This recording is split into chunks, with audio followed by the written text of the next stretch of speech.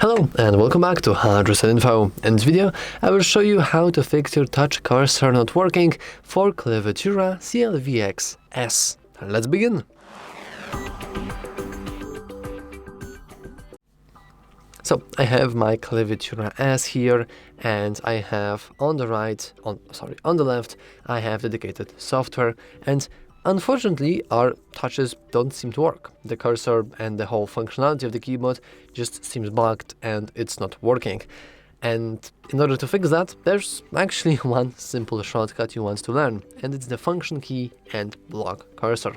You can see the function key from on the right of the control button. Now I'm sorry that the keyboard is all rotated, but this is actually the best way for me to see and have the ratio for my screen.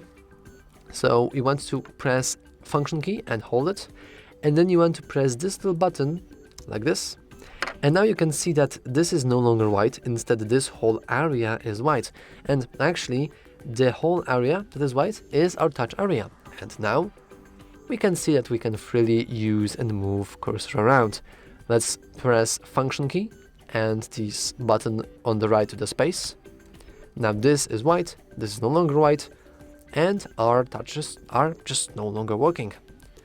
Now actually there is another simple issue that you can have, and it's the fact that your touches may not really be registering.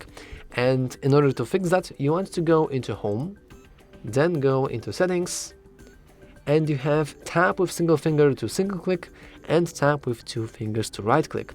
If you have these settings disabled, then touches won't really work. You will only move the cursor, but you won't be able to actually use this as a mouse.